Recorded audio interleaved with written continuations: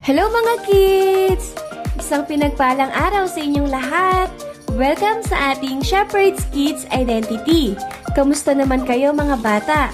Panalangin palagi ni Teacher Ems, kayo ay nasa mabuting kalagayan. Sa araw na ito mga bata, may bagong aralin na naman tayo na matututunan.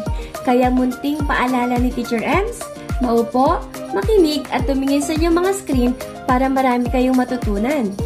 Dahil ang ating aralin sa araw na ito ay pinamagatang Praise the Lord. Ngayong linggo na to ang ikalawang linggo ng Desyembre, bago matapos ang taon na ito. Kaya mga bata, makinig ng mabuti sa bawat aralin natin. Bago tayo dumako sa ating talata sa Biblia, may tanong muna ako sa inyo mga bata. Sa paanong paraan mo napapapurihan ang Diyos? Ayan. Napakadaming bagay upang makapagbigay tayo papuri sa Diyos. Hindi lang pala sa pagkanta ng mga worship song ang pagbibigay papuri sa Diyos. Mamaya, ating alamin kung ano ba talaga ang pagpupuri at paano mapapapurihan ang Diyos. Kaya mga bata, makinig muna ng mabuti sa ating talata sa Biblia para marami kayong matutunan. Ang ating talata sa Biblia ay makikita natin sa Mga Awit, Kabanata 146, Mga Awit, Kabanata 146. Purihin si Yahweh, purihin mo si Yahweh, o aking kaluluwa. Pupurihin siya't aking aawitan habang ako'y buhay. Sa mga pangulo'y huwag kang manghahawak, kahit sa kaninong di makapagligtas. Kung sila'y mamatay, balik sa alabok. Kahit anong plano nila'y natatapos. Mapalad ang tao na ang kanyang Diyos na laging katulong ay ang Diyos ni Jacob. Sa Diyos na si Yahweh umaasang lubos. Sa Diyos na lumikha niyong kalangitan ng lupa at dagat at lahat ng bagay. Ang kanyang pangako ay maaasahan. Panig sa naaapi kung siya'y humatol. May pagkaing handa sa nangagugutom.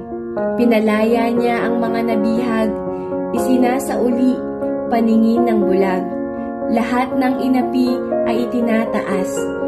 Ang mga hinirang niya'y nililingap. Isinasanggalang ang mga dayuhang sa lupain nila'y doon tumatahan. Tumutulong siya sa balot ulila, ngunit sa masamay parusa ng hatid niya. Walang hanggang hari ang Diyos na si Yahweh. Ang Diyos mo, Zion, ay mananatili.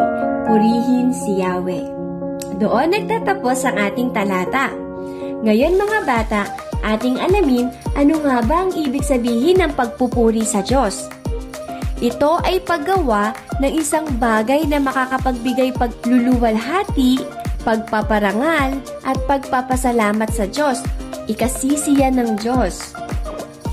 Paano nga ba natin mapapapurihan ang Diyos? Una, pagluluwalhati. Ang pagluluwalhati sa Diyos ay dapat nakafocus kay Jesus Christ. Alamin ang kalooban niya upang magawa ito. Napakahalaga ng pagsunod sa kalooban ng Diyos upang maluwalhati siya sa ating mga gagawin. Alam niyo ba na napapapurihan natin ang Diyos kapag sinusunod natin siya at ang kanyang kagustuhan sa ating mga buhay? Natutuwa ang Diyos sa mga masunuring tagapaglingkod. Kaya naman, palagi nating piliing sumunod sa Kanya kahit na minsan hindi natin siya naiintindihan. Pangalawa, pagpaparangal. Ang pagpaparangal sa Diyos ay dapat makita sa ating buhay. Ang pagkilos ng Diyos.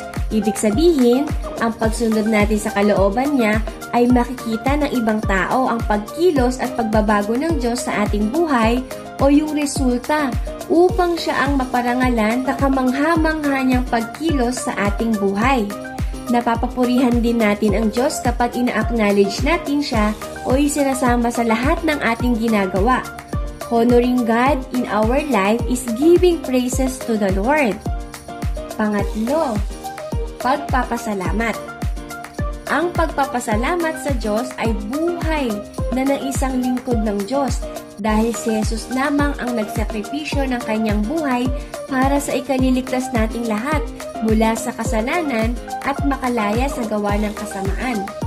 Magpasalamat palagi sa Diyos sa lahat ng kanyang nilikha. Magmula pagising hanggang pagtulog, dapat punong-puno ang ating puso ng pasasalamat sa Diyos sa kanyang magandang kalooban para sa ating buhay. Ang pagpapasalamat ay nagpapakita ng papuri sa Diyos. Magpasalamat ng merong kasiyahan sa ating puso. Tandaan mga bata, ang makapagbigay papuri sa Diyos ay isa sa ating goal bilang isang Kristiyano. Dahil tayo ay iniligtas na niya mula sa kasalanan at kasamaan. Si Jesus na dapat ang naghahari sa ating buhay. Mapalad tayong mga tao dahil meron tayong Diyos na siyang lumikha sa lahat ng nandito sa mundo. Kasama tayo ang pinaka-unique o pinakamagandang nilikha ng Diyos. Nararapat lang napapurihan si Yahweh dahil siya ang ating Diyos. Dapat na ibigay natin ang para sa Diyos, ang lahat ng papuri, ang lahat ng pagsamba, at ang lahat ng karangalan. Wala dapat tayong ibang Diyos o dinodiyos, kundi si Jesus lamang. Siya ang ating manlilikha. Bilang kanyang nilikha, nararapat lamang napapurihan natin ang ating manlilikha dahil hinulma niya tayo ayon sa kanyang wangis. Nararapat lamang napapurihan natin ang ating tagapagligtas dahil iniligtas niya tayo mula sa walang hanggang kamatayan na matatamusan na natin. Ngunit, dahil sa kanyang kagandahang loob, ay nagkaroon tayo ng kaligtasan at walang hanggang buhay na kasama siya. Kaya mga bata, papurihan ang Diyos sa pamamagitan ng pagluluwalhati, pagpaparangal, at pagpapasalamat sa ating Diyos na si Jesucristo. Tandaan, ang Diyos kailanman ay hindi magkukulang sa atin o hindi siya nagkukulang. Siya ay dakila at tapat sa ating buhay magpakailanman. Siya ay mananatili, kaya marapat lang na papurihan siya. Mga bata, napakasarap sa pakiramdam na makapagbigay papuri sa Diyos. Magawa natin ang kalooban niya para sa ating buhay dahil walang hangad ang ating Panginoon kundi magkaroon tayo ng magandang buhay habang narito tayo sa lupang ito. Kaya tandaan, magbigay ng pagluluwalhati sa Diyos, bigyan siya ng pagpaparangal at bigyan ng pagpapasalamat upang mapapurihan natin na siya lamang ang ating Diyos na ating Panginoon at tagapagligtas. Kaya mga bata, paalala ko rin, palaging manalangin at magbasa ng Biblia upang lumalim ang iyong pananampalataya at paniniwala sa Diyos. Mag-iingat kayong palagi mga bata. Dito nagtatapos ang ating aralin. See you next week mga bata. Bye-bye!